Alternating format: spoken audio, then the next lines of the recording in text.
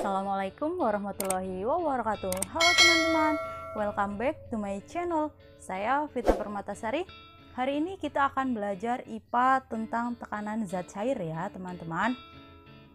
Sebelum kalian belajar, alangkah baiknya kita berdoa terlebih dahulu. Berdoa masing-masing di rumah ya.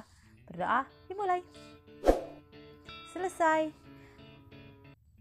Pada video kali ini kita akan belajar hukum Archimedes dan tekanan hidrostatis ya. Mari kita simak video berikut ini. Pada pembelajaran kali ini kita akan membagi menjadi 4 bagian. Tekanan pada zat padat, tekanan pada zat cair, tekanan pada zat gas, dan aplikasinya pada makhluk hidup. Kemarin kita sudah belajar tekanan pada zat padat. Hari ini kita akan belajar tekanan pada zat cair. Ya, di video kali ini saya akan menjelaskan hukum Archimedes dan tekanan hidrostatis. Nah, kalau misal hukum Pascal, saya sudah jelaskan di video sebelumnya ya teman-teman. Yang pertama ada tekanan hidrostatis. Apa itu tekanan hidrostatis? Tekanan hidrostatis merupakan tekanan dalam zat cair yang disebabkan oleh berat zat cair itu sendiri ya teman-teman. Secara matematis dapat dituliskan, tekanan itu kan P ya, seperti kemarin. Nah, kalau misal tekanan hidrostatis, pH sama dengan Rho dikali G dikali H ya, Rho GH. Rho itu adalah massa jenis, G itu percepatan gravitasi, H itu kedalaman. Catatan ya, kalau misal pada zat cair, kedalaman itu dihitung dari permukaan zat cair itu sendiri ya, dari permukaan. Sekarang kita lihat contoh soal di sini ya, ada gambar ikan ya di sebuah akuarium. Seekor ikan berada di akuarium seperti gambar di samping ini. Jika massa jenis air 1000 kg per meter kubik dan percepatan gravitasinya 10 meter per sekon kuadrat, maka tekanan hidrostatis yang diterima ikan adalah, yuk kita coba hitung bersama. Sebelumnya jangan lupa ditulis dulu, diketahui. Yang diketahui apa? Rho-nya tadi massa jenisnya 1000 kg per meter kubik. Kemudian percepatan gravitasinya G 10 meter per sekon kuadrat. Kemudian kedalamannya. Kedalaman seperti yang saya katakan tadi dihitung dari permukaan air ya, dari permukaan air sampai benda tersebut atau sampai ikan. Nah, berapa? Karena kedalaman keseluruhan dari akuarium itu 140 cm. Kemudian ikan dihitung dari dasar air ke ikan itu adalah 60 cm, sehingga kedalaman ikan itu 140 dikurangi 60 ya. 140 kurangi 60 berapa? 80 cm. Nah, 80 cm berapa meter? Kita rubah, naik berapa tangga? 2. Jadinya 0,8 meter. Paham ya sampai sini? Nah, kemudian yang ditanyakan apa? Yang ditanyakan pH atau tekanan hidrostatisnya. Kemudian kita coba jawab. Ya, kita hitung ya. Apa tadi pH? pH itu sama dengan Rho dikali G dikali H. Kita masukkan angkanya. Rho-nya berapa? 1000. Kemudian G-nya 10, H-nya 0,8. Sehingga dihasilkan pH-nya, tekanan hidrostatisnya sama dengan 8000 dengan satuan Newton per meter persegi. Ya, mudah bukan? Kita tinggal kalikan saja. Kalau misal dikalinya 1000, 10, pokoknya yang ada nolnya itu akan lebih mudah mengalikan. Paham ya sampai sini? Nanti kita coba latihan soal di bawah. Yuk, coba sekarang kita menebak. Sebuah botol air mineral dilubangi 3 buah lubang dengan ketinggian yang berbeda. Nah, kemudian botol tersebut diisi air ya, kemudian lubang-lubangnya itu ditutup dulu dengan plester. Nah, setelah itu ketiga lubang ini kita buka secara bersama-sama plesternya. Apa yang akan terjadi?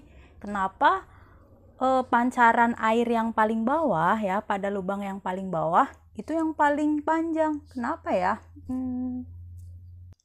Apakah kalian bisa mendiskusikan ini atau tidak? Ya, silakan kalian bisa diskusi dulu ya.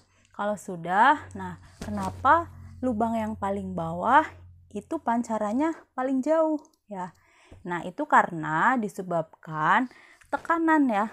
Tekanan pada zat cair itu yang paling bawah, itu yang paling besar. Karena tekanannya paling besar sehingga air yang memancar itu lebih jauh ya, seperti itu. Kalau misalnya yang atas itu tekanannya lebih kecil ya. Kenapa? Karena dia dengan permukaan zat cair itu kedalamannya lebih pendek sehingga tekanannya lebih kecil gitu ya. Ini berhubungan dengan tekanan hidrostatis yang berhubungan dengan ketinggian. Oke, paham ya sampai sini? Jadi semakin dalam ya, semakin dalam kedalamannya itu tekanannya semakin besar. Tapi kalau misal kedalamannya semakin pendek itu tekanannya semakin kecil begitu. Kita lanjut next. Sekarang kita masuk ke hukum Archimedes. Kenapa disebut Archimedes? Ya, karena yang menemukan adalah Archimedes. Gaya Archimedes ini sama seperti gaya apung ya. Gaya apung itu apa? Gaya ke atas yang dialami oleh benda itu disebut gaya apung.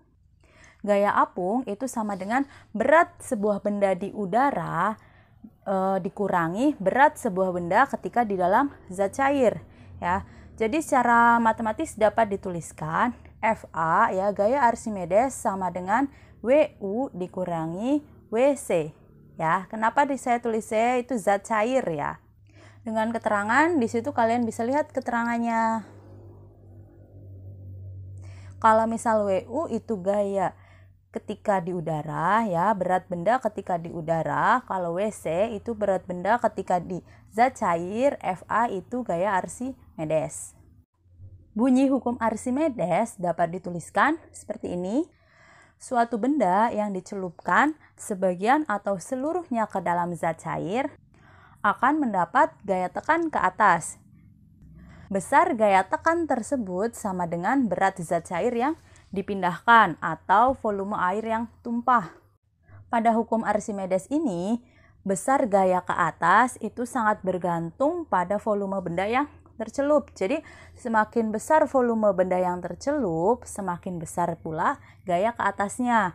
Jadi dapat dituliskan bahwa FA gaya Archimedes sama dengan Rho dikali G dikali V ya, di mana Rho adalah massa jenis zat cairnya, G percepatan gravitasinya, V-nya adalah volume bendanya.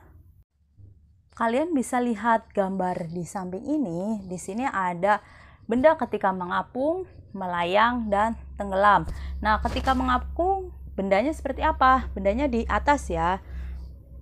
Jadi, massa jenis benda itu lebih kecil daripada massa jenis zat cairnya. Atau bisa dituliskan juga FA ya, gaya ke atasnya sama dengan WB. WB itu apa? Berat bendanya. Kemudian ketika melayang, FA sama dengan WB ya. Jadi gaya tekan ke atas sama dengan berat bendanya. Dan massa jenis bendanya sama dengan massa jenis zat cair. Sehingga bendanya berada di tengah alias melayang. Kemudian jika tenggelam, otomatis massa jenis bendanya itu lebih besar daripada massa jenis zat cairnya. Sehingga benda tersebut tenggelam. Dan berat bendanya itu lebih besar dibandingkan gaya Archimedesnya atau FA. Kalian bisa membacanya ya di situ, tanda kurang dari lebih dari ya, lebih besar. Di matematika sudah belajar. Yang selanjutnya ada penerapan hukum Archimedes di kehidupan sehari-hari. Kira-kira penerapannya apa saja? Yang pertama, pada jembatan Poton. Yang kedua, pada hidrometer. Yang ketiga, kapal laut, kemudian kapal selam, dan balon udara. Ya, itu merupakan beberapa contoh dari prinsip hukum Archimedes yang ada di kehidupan sehari-hari. Paham ya? Sampai sini kita lanjut ke contoh soal. Di situ berat sebuah benda ketika ditimbang di udara adalah 500 Newton. Ya. Kemudian jika beratnya di air hanya 400 Newton, maka berapakah massa jenis benda tersebut? Di situ gimana cara menghitungnya? Mari kita hitung bersama. Yang pertama, jangan lupa dituliskan diketahui. Diketahui WU sama dengan 500 Newton. Kemudian WC-nya sama dengan 400 Newton. Rho C ya, zat cairnya 1000 kg per meter kubik. Yang ditanyakan apa? massa jenis bendanya. Massa jenis bendanya berapa? Sekarang kita jawab ya. Jawab, kita tulis dulu FA tadi itu WU dikurangi WC. Ya, dimana berat benda di udara itu 500 dikurangi WC berat benda di zat cair 400, sehingga gaya ke atasnya adalah 100 Newton. Ya, di sini sekarang kita mencari massa jenis bendanya. Gimana cara mencari massa jenis bendanya? Kita bisa gunakan seperti ini persamaannya. Rho benda dibagi rho zat cair itu sama dengan berat benda di udara WU dibagi FA. Kita masukkan saja angkanya. Rho B-nya kita cari. Rho C-nya berapa? 1000 ya. Di sini kita masukkan 1000. Kemudian WU-nya 500 Newton. 500 dibagi FA-nya tadi sudah ketemu. Di sini FA-nya 100 ya. Berapa hasilnya? Jadi di sini kita jangan kalikan dulu ya, tapi dikali silang ya. Ini ke sana. Ya, ini ke sini. Bisa dituliskan rho benda itu sama dengan 500 dikali 1000 ya, dibagi 100. Ini kan 500 dibagi 100. Kemudian gimana membaginya? Ini di belakang ada 02, kita coret. Kemudian ini di belakang ada 02, kita coret. Tinggal 5. Berarti di sini massa jenis bendanya 5, ditulis 5. Nolnya berapa? 1, 2, 3. Karena nolnya 3, 1, 2, 3. Hasilnya adalah 5000 kg per meter kubik. Mudah ya. Jadi kalau misal perkalian ada nolnya seperti ini, pembagian juga nolnya tinggal dicoret saja. Jadi tinggal 5 dikali 1000, 5000. Mudah bukan? Jadi kalian jangan dikalikan dulu ya, ini 5 nolnya banyak sekali kayak gitu. Nanti bingung. Seperti ini, sampai sini paham ya? Ya, jadi setelah tadi kita belajar tentang hukum Archimedes, tekanan hidrostatis, sekarang saya akan menambahkan sedikit tentang hukum bejana berhubungan. Nah, di sini bagaimana sih bunyi hukum bejana berhubungan itu? Jadi, bila suatu bejana ya atau wadah ya, bejana itu wadah, suatu wadah diisi zat cair yang sama, misal kita isi air ya. Kemudian dalam keadaan setimbang, jadi setimbang, kalian bisa lihat gambar di samping sini. Jadi ketika dalam keadaan setimbang, tinggi zat cairnya itu akan sama.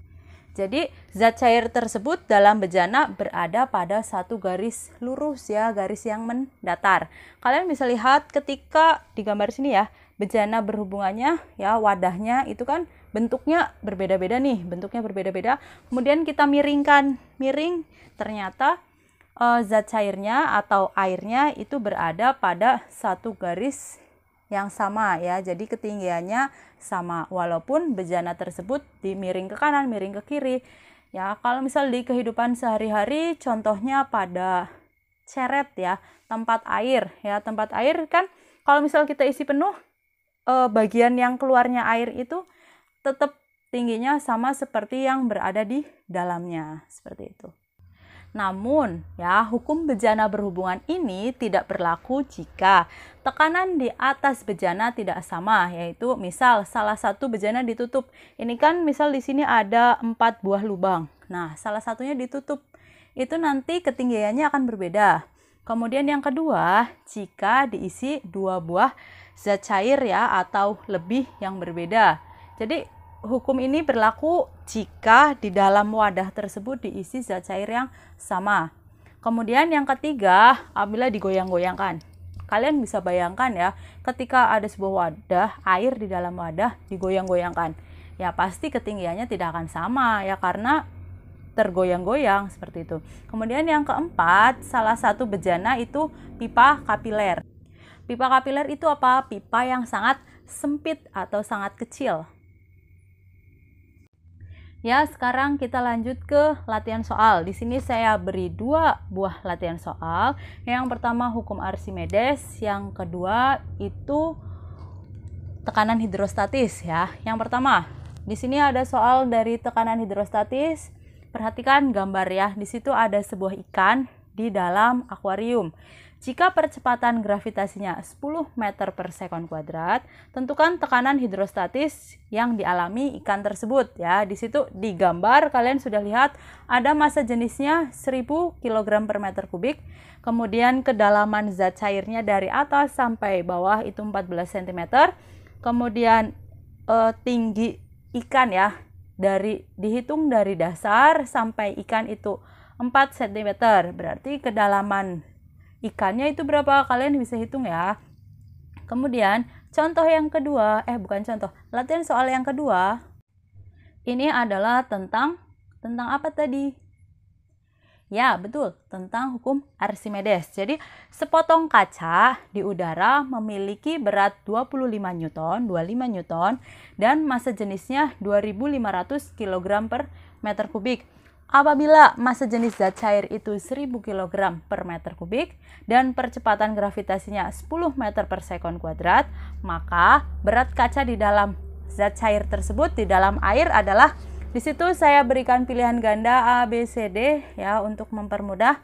Kalian bisa hitung, jangan lupa ditulis diketahuinya terlebih dahulu. Oke?